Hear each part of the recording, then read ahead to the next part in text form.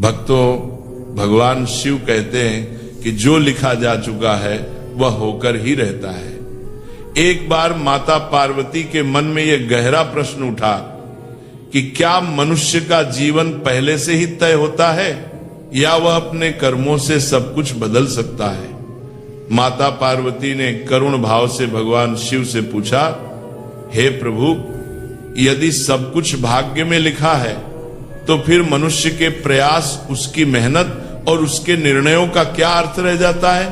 क्या मनुष्य सच में स्वतंत्र है या वह केवल अपने भाग्य की कठपुतली है। माता पार्वती का यह प्रश्न सुनकर भगवान शिव मंद मुस्कान के साथ बोले, हे देवी, इस प्रश्न का उत्तर शब्दों में नहीं बल्कि एक कथा के माध्यम से समझाया जा सकता है। तुम ध्यान से सुनो, क्योंकि यह कथा हर उस मनुष्य के लिए है जो जीवन में बार बार हार मानने लगता है। भक्तों, भगवान शिव ही इस सृष्टि के आदि भी हैं और अंत भी। जन्म से लेकर मृत्यु तक हर यात्रा शिव की ही आज्ञा से चलती है। मृत्यु भी शिव के बिना अधूरी है, क्योंकि शिव ही महाकाल है। समय, परिस्थिति और स्थान, ये तीनों मनुष्य के जीवन की दिशा तय करते हैं। कई बार मनुष्य कुछ और चाहता है लेकिन समय कुछ और लेकर आता है। परिस्थितियां अपने आप बनती जाती हैं और जो होना होता है वह होकर ही रहता है। भगवान शिव माता पार्वती से कहते हैं, हे देवी, आज तक कोई भी काल से जीत नहीं पाया। राजा हो या रंक, विद्वान हो या मूर्ख, सभी को एक दिन काल मेरी ही आज्ञा से अपने साथ ले जाता है। इसलिए जो मनुष्य समय के नियम को नहीं समझता वह जीवन का सत्य भी नहीं समझ पाता। भक्तों, अब भगवान शिव माता पार्वती को एक कथा सुनाते हैं। बहुत प्राचीन समय की बात है।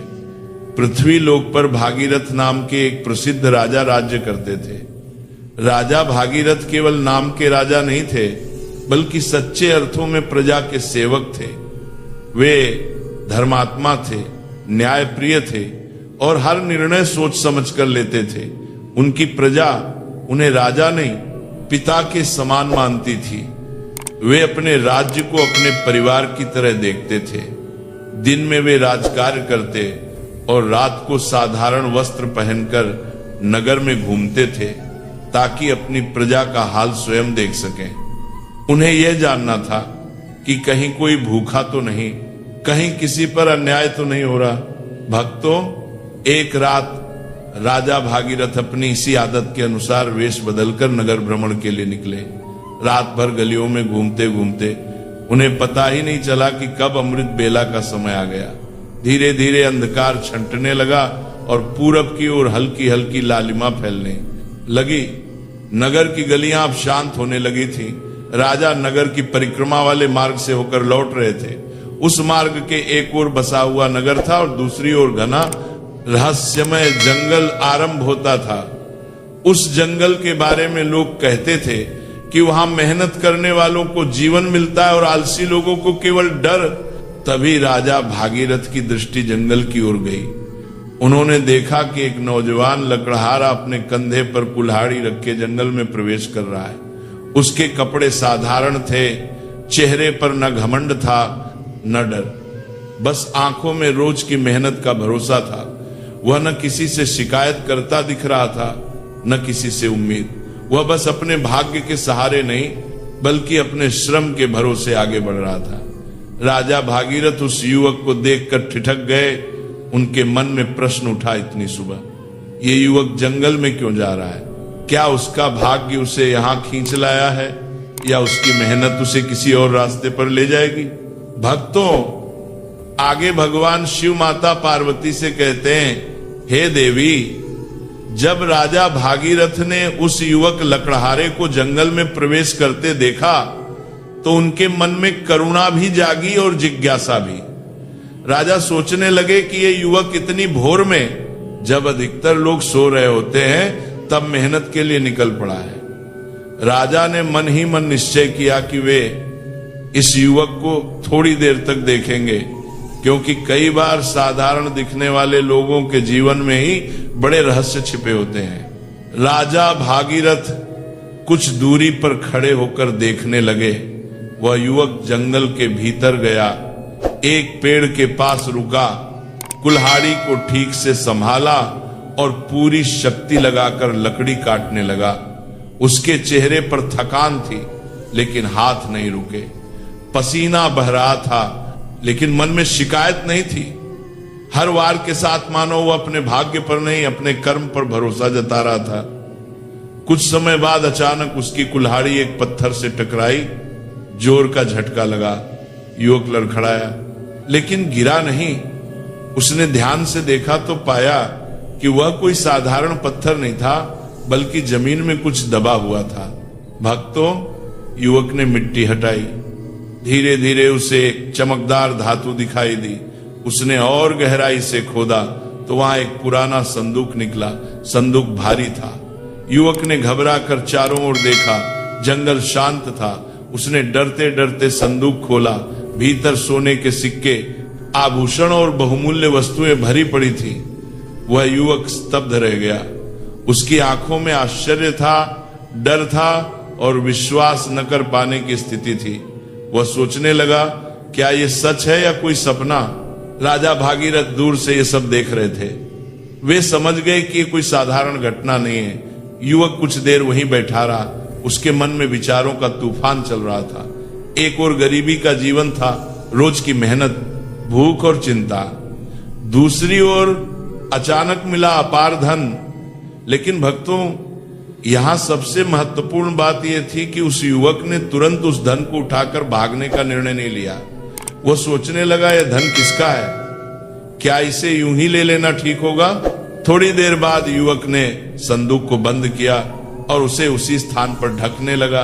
उसने कुल्हाड़ी उठाई और मन ही मन बोला, यदि यह मेरे भाग्य में होगा तो यह मुझे फिर मिलेगा, यदि नहीं तो इसे छूने का अधिकार भी मेरा नहीं। ये कहते हुए वह युवक वहां से चला गया, जैसे कुछ हुआ ही न हो। भक्तों, यह दृश्य देखकर राजा भागीरथ का हृदय भर आया। वे समझ गए कि यह युवक केवल मेहनती नहीं बल्कि चरित्रवान भी है। राजा उसी समय अपने असली रूप में प्रकट हुए और युवक को रोक लिया। युवक घबरा गया। राजा ने शांत स्वर में पूछा, तुमने वह संदूक क्यों छोड़ दिया? तुम तो उसे ले जा सकते थे। युवक ने हाथ जोड़कर कहा, महाराज, मैं गरीब हूं लेकिन बेईमान नहीं। जो मेरा नहीं उसे छूने से डर लगता है। अगर भगवान ने मेरे लिए कुछ तय किया होगा तो वह मुझे मेहनत से मिलेगा, चोरी से नहीं। भक्तों, यही सुनकर राजा भागीरथ ने उस युवक को गले लगा लिया। उन्होंने उसे बताया कि वह संदूक वास्तव में उसी के भाग्य का धन है। राजा ने कहा, हे पुत्र, भाग्य ने तुम्हारे लिए धन लिखा था, लेकिन उसे पाने का द्वार तुम्हारे कर्म और तुम्हारी नीयत से ही खुला। यदि तुम लालच में आ जाते तो यह धन तुम्हारे लिए अभिशाप बन जाता। भगवान शिव माता पार्वती से कहते हैं, हे देवी, यही है भाग्य का रहस्य। भाग्य लिखा होता है, लेकिन उसे पाने का अधिकारी वही बनता है जिसके कर्म शुद्ध होते हैं। जो समय से पहले पाने की कोशिश करता है वह अक्सर सब कुछ खो देता है, और जो धैर्य रखता है वही सही समय पर सब कुछ पाता है। भक्तों, अब कथा ने ऐसा मोड़ लिया जिसे देखकर स्वयं राजा भागीरथ की आत्मा तक कांप उठी। वह नौजवान लकड़हारा उस घने जंगल के भीतर एक ऊंचे और मजबूत वृक्ष पर चढ़ गया था। ऊपर चढ़कर वह पूरे ध्यान से लकड़ी काटने लगा। चारों ओर सन्नाटा था। केवल कुल्हाड़ी की आवाज जंगल की खामोशी को चीर रही थी। अचानक उसी सन्नाटे को चीरते हुए कहीं दूर से भारी कदमों की आवाज आई। अगले ही क्षण एक भयानक रीछ यानी विशाल भालू दौड़ता हुआ वहां आ पहुंचा। उसका शरीर भारी भरकम था, आंखों में अजीब सी चमक थी और चाल में असामान्य तेजी थी। राजा भागीरथ यह दृश्य देखकर तुरंत एक पेड़ के पीछे छिप गए। उनका हृदय तेजी से धड़कने लगा, क्योंकि उन्होंने अपने जीवन में ऐसा रीछ पहले कभी नहीं देखा था। लेकिन जो दृश्य इसके बाद सामने आया उसने राजा को और भी अधिक चकित कर दिया। वह रीछ सीधे उसी वृक्ष की ओर बढ़ा जिस पर वो नौजवान लकड़हारा चढ़ा हुआ था। और आश्चर्य की बात यह थी कि वह रीछ बिना किसी कठिनाई के बड़ी तेजी से पेड़ पर चढ़ने लगा। राजा मन ही मन सोचने लगे, ये कैसे संभव है? इतना भारी प्राणी वृक्ष पर इतनी फुर्ती से कैसे चढ़ सकता है? सामान्य रीछ तो पेड़ पर चढ़ता ही नहीं, लेकिन यह तो किसी अदृश्य शक्ति के सहारे ऊपर बढ़ रहा है। उधर वृक्ष पर चढ़ा वह नौजवान लकड़हारा जैसे ही नीचे झांका, उसकी नजर उस भयानक रीछ पर पड़ गई।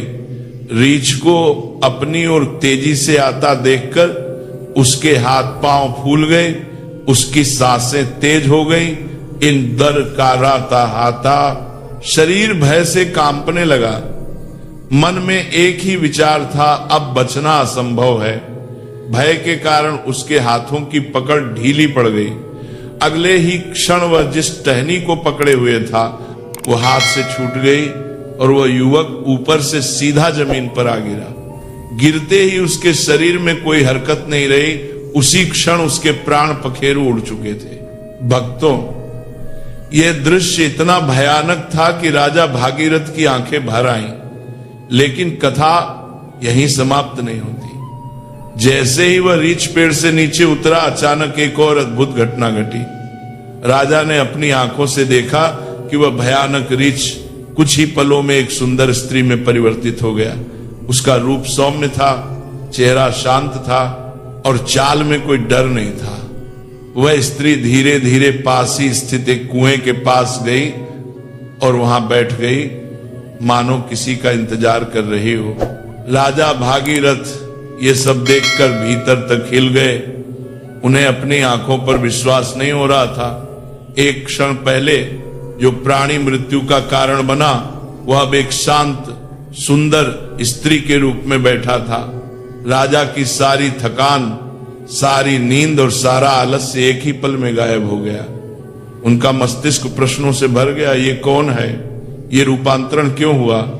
ये साधारण घटना नहीं हो सकती।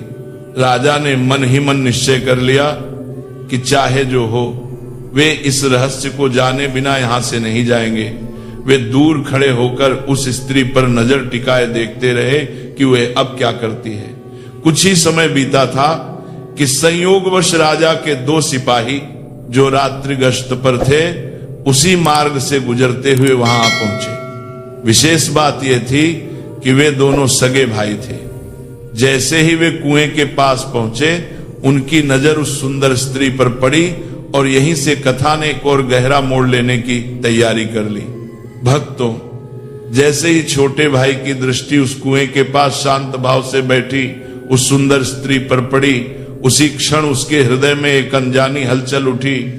उसकी आंखें ठहर गईं, सांसें कुछ पल के लिए रुक सी गईं और मन पूरी तरह उसके रूप में उलझ गया। वह बड़े भाई की ओर मुड़कर भावुक स्वर में बोला, भैया उस कन्या को देखो। उसे देखते ही मेरे मन में ऐसा भाव जागा है, वो देखो का जात का पूरी तरह जैसा पहले कभी नहीं हुआ। मेरा हृदय कहता है कि वही मेरी जीवन संगिनी बनने योग्य है। मैं उसी से विवाह करना चाहता हूं। छोटे भाई के शब्दों में बालक सी सच्चाई और मन की तीव्र इच्छा दोनों झलक रही थी। लेकिन भक्तों, जैसे ही बड़े भाई ने यह सुना, उसने भी ध्यान से उस कन्या की ओर देखा। पहले जो केवल सामान्य दृष्टि थी, वह पल भर में मोह में बदल गई। उसके मन में भी वही आकर्षण जाग उठा, वही चाह पैदा हो गई। बड़े भाई ने कठोर स्वर में कहा, अरे मूर्ख, तू ये क्या कह रहा है? बड़े भाई के होते हुए तू कैसे विवाह का विचार कर सकता है? मैं तुझसे बड़ा हूं और मुझे भी उस कन्या से प्रेम हो गया है, इसलिए विवाह का अधिकार तो मेरा है। अब छोटा भाई भी पीछे हटने को तैयार नहीं था। वो बोला, भैया लेकिन मैंने उसे पहले देखा है, पहले प्रेम जागा है, इसीलिए विवाह भी मेरा अधिकार है। भक्तों, देखते ही देखते दोनों सगे भाई जो कुछ क्षण पहले तक एक दूसरे के लिए सब कुछ थे, अब एक कन्या के कारण आमने सामने खड़े हो गए।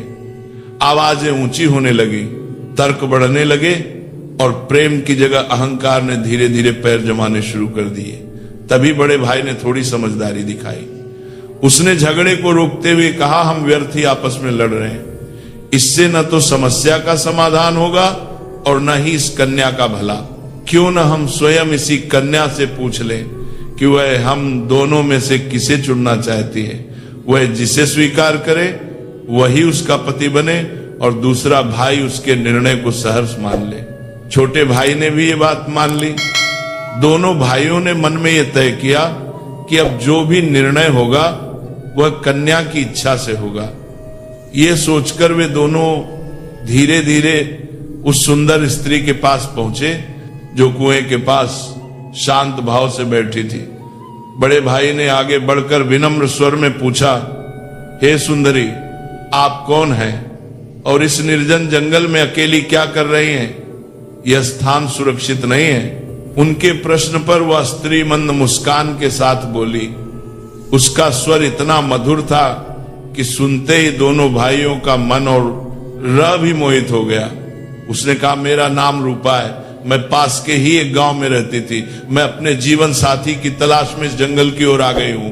यह सुनकर छोटे भाई ने तुरंत पूछा, लेकिन आप अकेली क्यों हैं? आपके पति कहाँ हैं? यदि कोई कठिनाई है तो हम दोनों मिलकर आपकी सहायता करेंगे। भक्तों, तब रूपा ने हल्की सी मुस्कान के साथ थोड़ी लज्जा और थोड़ी चतुराई मिलाकर कहा, अरे नहीं, अभी तो मैं कुमारी हूं। मैं किसी योग्य वर की तलाश में निकली हूं। इस संसार में मेरा अब कोई नहीं बचा। पहले मेरी मां थी, लेकिन कुछ ही दिनों पहले वो अभी मुझे छोड़कर चली गई। अब मैं पूरी तरह अकेली हूं। उसकी यह बात सुनते ही दोनों भाइयों के हृदय में दया भी जागी और प्रेम भी। छोटा भाई उत्साह से भर उठा। उसने मन ही मन सोचा कि ये तो कितना अद्भुत संयोग है, सुंदर भी है, अकेली भी है और विवाह की इच्छुक भी। उसने प्रसन्न होकर कहा, वाह, कितना सुंदर संयोग है। लगता है भगवान स्वयं हमें यहां तक ले आए हैं। भक्तों, जब उस रहस्यमयी कन्या ने दोनों भाइयों की ओर देखकर कहा कि तुम दोनों ही मुझे अच्छे लगते हो और तुम ही आपस में तय कर लो कि मैं किससे विवाह करूं, तो दोनों भाई एक दूसरे का चेहरा देखने लगे। उनके मन में पहले से ही मोह भरा था, अब अहंकार भी जाग उठा। बड़े भाई ने कहा, हम इसी उलझन में तो तुम्हारे पास आए हैं, अब निर्णय कैसे हो? तब वह कन्या हल्की मुस्कान के साथ बोली, यदि ऐसा है तो इसका निर्णय मैं स्वयं कर देती हूं। मैं तुम दोनों में से उसी से विवाह करूंगी जो अधिक बहादुर और अधिक शक्तिशाली होगा। इतना सुनते ही दोनों भाइयों की आंखों में अजीब सी चमक आ गई। उन्हें लगा कि अब स्वयं को श्रेष्ठ सिद्ध करने का अवसर आ गया है। भक्तों, देखते ही देखते प्रेम का स्थान प्रतियोगिता ने ले लिया और प्रतियोगिता ने युद्ध का रूप धारण कर लिया। दोनों भाई पहले वाणी से भिड़े, फिर हाथों से और अंत में तलवारें निकल आईं। जंगल की शांति तलवारों की झननाहट से टूट गई। एक दूसरे को पराजित करने की अंधी चाह में उन्हें यह भी स्मरण न रहा कि वे सगे भाई हैं। क्रोध और अहंकार ने उनकी बुद्धि हर ली। छोटे भाई ने अचानक प्रहार करते हुए बड़े भाई के पेट में तलवार घोंप दी। बड़ा भाई तड़प उठा, लेकिन उसने भी पलटकर वार किया और छोटे भाई का गला काट दिया। कुछ ही क्षणों में दोनों भाई धरती पर लहूलुहान पड़े थे और तड़प तड़प कर उन्होंने अपने ही हाथों से अपने प्राण गंवा दिए। भक्तों, जैसे ही दोनों भाई शांत हुए, वह कन्या जोर जोर से हंसने लगी। उसकी हंसी में करुणा नहीं, केवल क्रूरता थी। वह वहां से उठी और बिना पीछे देखे घने जंगल की ओर बढ़ गई, मानो यह सब उसका खेल हो। उसी क्षण राजा भागीरथ के हृदय पर वज्रपात हुआ। वे सोचने लगे, यह स्त्री क्या है? यह तो केवल छल और मृत्यु का कारण बन रही है। राजा ने निश्चय कर लिया कि इस रहस्य को जाने बिना वे पीछे नहीं हटेंगे। वे सावधानी से छिपते छिपाते उसके पीछे चल पड़े। भक्तों, तब तक सूर्यदेव पूर्ण रूप से उदय हो चुके थे। दिन निकल आया था, पर राजा के मन में अंधकार गहराता जा रहा था।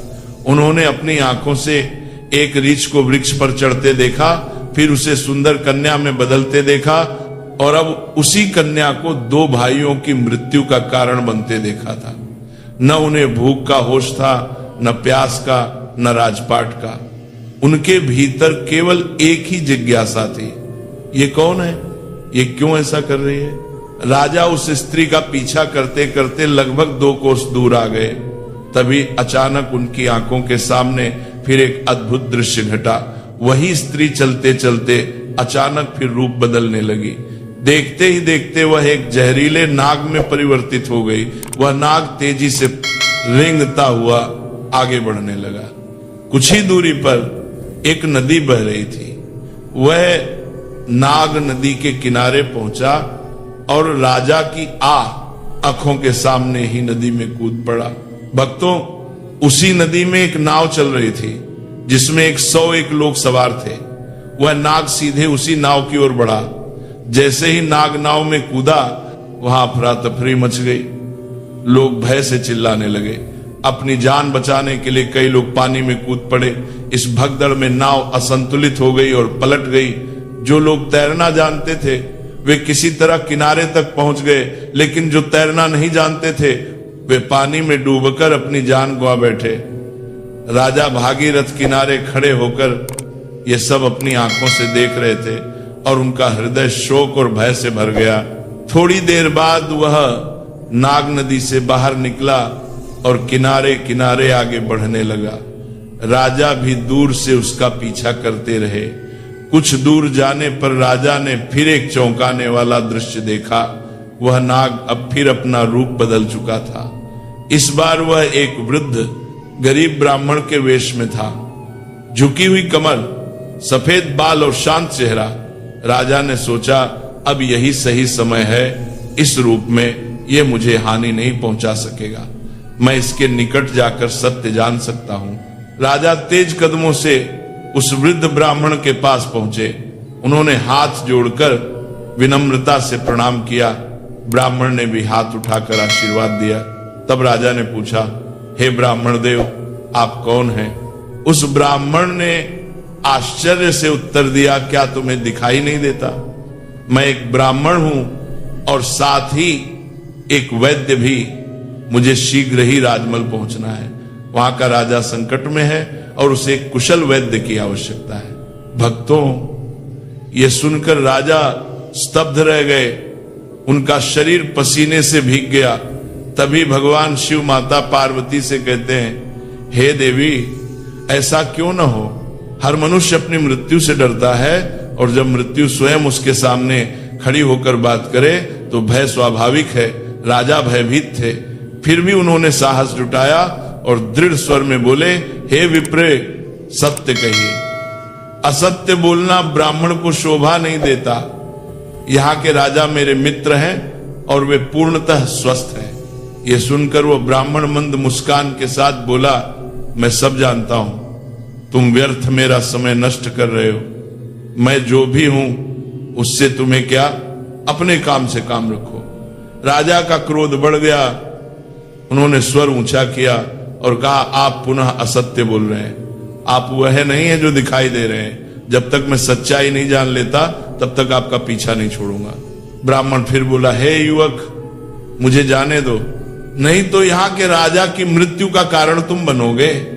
ये सुनकर राजा को क्रोध आ गया। उन्होंने अपनी गुप्त तलवार निकाल ली और कहा, अब तुम झूठ नहीं बोल सकते। मैं तुम्हारा पीछा तब से कर रहा हूं जब तुम रीछ के रूप में थे। तुमने लकड़हारे को मारा, फिर कन्या बनकर 2 भाइयों को मरवाया, फिर नाग बनकर नाव पलटवाई। अब ब्राह्मण का वेश धारण कर नई चाल चल रहे हो। सत्य कहो, तुम कौन हो? भक्तों, राजा की तीखी बातों और तलवार की नोक के सामने भी वो ब्राह्मण शांत रहा। उसने ठहाका लगाकर हंसते हुए कहा, हे राजन, मैं जानता हूं कि यह सम्राट भगीरथ का राज्य है और तुम स्वयं वही हो, किंतु यह भी जान लो कि तुम मुझे नहीं मार सकते। एक दिन ऐसा आएगा जब मैं ही तुम्हें मरने के लिए विवश कर दूंगा। भक्तों, अब तो राजा भगीरथ के होश ही उड़ चुके थे। उस वृद्ध ब्राह्मण के मुख से निकले शब्दों ने उनके हृदय को भीतर तक हिला दिया। राजा के हाथ से तलवार फिसलकर भूमि पर गिर पड़ी।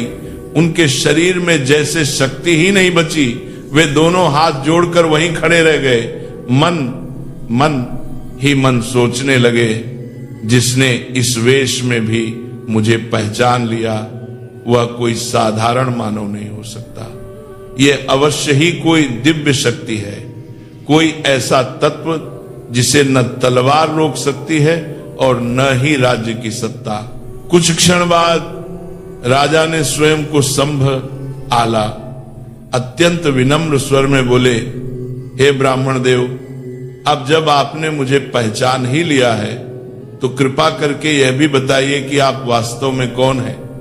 आप कोई साधारण ब्राह्मण नहीं है, यह मैं भली भांति समझ चुका हूं। यह सुनकर वह वृद्ध ब्राह्मण शांत भाव से बोला, हे राजन, किसी ने सत्य ही कहा है कि इस संसार में 4 हट सबसे अधिक बलवान होते हैं। एक राजहट, दूसरा बाल हट, तीसरा स्त्री हट और चौथा योग हट। तुम राजा हो इसलिए राजहट पर अड़े हो। मैं ये भी जानता हूं कि अब तुम बिना सच्चाई जाने यहां से हटोगे नहीं, इसलिए अब ध्यान से सुनो मैं कौन हूं और तुम्हारी राजधानी में क्यों आया हूं। भक्तों, ये कहते हुए उस वृद्ध ब्राह्मण का स्वर गंभीर हो गया। उसने कहना आरंभ किया, हे राजन, अब मैं तुम्हें अपनी वास्तविक पहचान बताता हूं। मेरा नाम काल है, वही काल जिसे संसार मृत्यु के नाम से जानता है। तुम यह तो जानते ही हो कि इस संसार में जितने भी प्राणी जन्म लेते हैं उनकी मृत्यु निश्चित होती है। इसीलिए इस धरती को मृत्यु लोक कहा गया है। जब कोई जीव माता के गर्भ में आता है उसी क्षण उसका भाग्य लिखा जाता है। उसी समय यह भी तय हो जाता है कि वह कितने समय तक जीवित रहेगा, कहां रहेगा और किस प्रकार उसकी मृत्यु होगी। काल आगे बोला, नियति के अनुसार आत्मा शरीर में प्रवेश करती है और जीव का जीवन आरंभ होता है। उसी क्षण विधाता उसके जीवन की अंतिम रेखा भी खींच देते हैं। जब किसी प्राणी की मृत्यु का समय निकट आता है तब भगवान शिव स्वयं धर्मराज को इसकी सूचना देते हैं, क्योंकि समस्त प्राणियों की मृत्यु का निर्णय महादेव के अधीन है। धर्मराज शिव की आज्ञा पाकर मुझे यानी काल को आदेश देते हैं कि अब जाओ और उस प्राणी के प्राण हर लो। जब मैं मृत्यु लोक में आता हूं तब मुझे पहले से ज्ञात होता है कि किस जीव की कब, कहां और किस कारण मृत्यु होगी। भक्तों, काल ने आगे कहा, इसलिए मैं उस प्राणी को ठीक उसी समय, उसी स्थान और उसी परिस्थिति में पहुंचा देता हूं जहां उसकी मृत्यु निश्चित होती है। वहां मैं वही घटनाएं उपस्थित करता हूं जो विधाता ने लिखी होती हैं। इसलिए हे राजन, उस लकड़हारे को मैंने नहीं मारा था। ये सुनकर राजा भगीरथ आश्चर्य से बोल उठे, हे विप्र, आप ये कैसे कह सकते हैं? मैंने स्वयं अपनी आंखों से देखा है कि उसकी मृत्यु का कारण आप ही बने थे। तब काल ने गंभीर स्वर में उत्तर दिया, हां राजन, कारण तो मैं ही बना था, लेकिन संसार के लोग यही समझते हैं कि वह लकड़हारा पेड़ से गिरकर मरा, जबकि उसकी मृत्यु का विधान यही था कि वह ऊंचाई से गिरकर प्राण त्यागे। इसीलिए मुझे वह रूप धारण करना पड़ा। सोचो, यदि मैं वृद्ध ब्राह्मण के रूप में होता तो क्या कभी उस पेड़ पर चढ़ पाता? उसी प्रकार जिन 2 सिपाही भाइयों की मृत्यु हुई, उनकी मृत्यु एक दूसरे के हाथों होनी निश्चित थी। इसलिए मुझे एक सुंदर स्त्री का रूप लेना पड़ा ताकि वही परिस्थिति बने। काल ने आगे कहा, और जो लोग नाव में डूबकर मरे उनकी मृत्यु जल में डूबने से ही लिखी थी। इसलिए मैंने एक भयानक नाग का रूप धारण किया जिससे वे सभी अपनी निश्चित मृत्यु तक पहुंच सके। हे राजन, अब तुम समझ ही गए हो कि मैं कौन हूं और तुम्हारी नगरी में क्यों आया था। समय, स्थान और परिस्थिति, ये तीनों किसी भी प्राणी की मृत्यु में सबसे बड़ी भूमिका निभाते हैं। भक्तों, यह सुनकर राजा भगीरथ अत्यंत गंभीर हो गए। उन्होंने हाथ जोड़कर कहा, हे विप्र, आपने मुझे जो गूढ़ ज्ञान दिया उसके लिए मैं आपका आभार व्यक्त करता हूं, लेकिन मेरे मन में अभी भी एक प्रश्न शेष है। आपने थोड़ी देर पहले कहा था कि इस नगर के राजा की मृत्यु होने वाली है, किंतु मैं तो आपके सामने जीवित खड़ा हूं। उसी दूना तब कालमंद स्वर में बोला, हे राजन, मृत्यु तो हो चुकी है, वह मृत्यु तुम्हारे छोटे आई चित्रांगद की थी, जो तुम्हारी अनुपस्थिति में राजगद्दी पर बैठा था। शत्रु राज्य के एक गुप्तचर ने उस पर बाण चला दिया, और क्योंकि तुम्हारे राज्य के नियमों के अनुसार तुम्हारी अनुपस्थिति में वही राजा माना जाता है जो सिंहासन पर बैठा हो, इसलिए मृत्यु राजा की ही मानी गई, और तुम यहां मेरे साथ व्यर्थ की उलझनों में पड़े रहे। भक्तों, भगवान शिव माता पार्वती से कहते हैं, हे देवी, जब राजा भगीरथ को यह सत्य ज्ञात हुआ तो वे भीतर से टूट गए। उनके मन में केवल यही विचार आया, मैंने ये क्या कर दिया। उसी समय ब्राह्मण रूपी काल ने कहा, हे राजन, ये सब पूर्व निर्धारित था, तुम तो केवल इस नाटक के एक पात्र हो। जो होना होता है वह होकर ही रहता है। अब शोक करने से कुछ नहीं बदलेगा, तुम्हारी आयु अभी शेष है, जाओ लौटकर अपना राज्य संभालो। राजा ने विनम्र होकर कहा, हे यमदूत, मुझे क्षमा करें, मैं आपको पहचान नहीं सका, किंतु अब मैं आपसे एक अंतिम प्रश्न पूछना चाहता हूं। क्या आप मेरी मृत्यु के विषय में बता सकते हैं? यह सुनकर काल मुस्कुराया और बोला, पूछो राजन, मैं तुम्हारी शंका अवश्य दूर करूंगा। तब राजा भागीरथ ने कांपते हुए स्वर में पूछा, क्या आप मुझे ये बता सकते हैं कि मेरी मृत्यु कब होगी? भक्तों, तब यमदूत ने अत्यंत गंभीर और करुण स्वर में कहा, नहीं राजन, किसी सामान्य मनुष्य के लिए अपनी मृत्यु का समय जान लेना हितकारी नहीं होता। जब तक मृत्यु गुप्त रहती है तभी तक मनुष्य इस संसार में सामान्य रूप से जी पाता है। जैसे ही उसे अपने अंत का ज्ञान हो जाता है, वह जीते जी ही मरने लगता है, क्योंकि चिंता और चिता में केवल इतना ही अंतर है कि चिता शरीर को एक बार जलाती है, लेकिन चिंता मन और शरीर को हर पल जलाती रहती है। मनुष्य न खाते चैन पाता है, न सोते चैन पाता है, हर क्षण भीतर ही भीतर जलता रहता है। पर भक्तों, राजा भगीरथ का राजहट बहुत दृढ़ था। उन्होंने न लकड़हारे की मृत्यु सुनकर धैर्य खोया, न अपने छोटे भाई की मृत्यु का समाचार सुनकर विचलित हुए। ये देखकर यमदूत बोले, हे राजन, जिस प्रकार तुमने इतनी भयानक सच्चाइयों को सुनकर भी अपने मन को स्थिर रखा है, उससे मुझे प्रतीत होता है कि तुम केवल राजा ही नहीं, एक ज्ञानी और धैर्यवान पुरुष भी हो। इसलिए मैं तुम्हें तुम्हारी मृत्यु का रहस्य बता देता हूं। अब ध्यान से सुनो। यमदूत बोले, हे राजन, आज से ठीक 1 वर्ष बाद तुम्हारी मृत्यु होगी। यह मृत्यु न युद्ध में होगी न रोग से, तुम्हारी मृत्यु सूली पर चढ़ाने से होगी।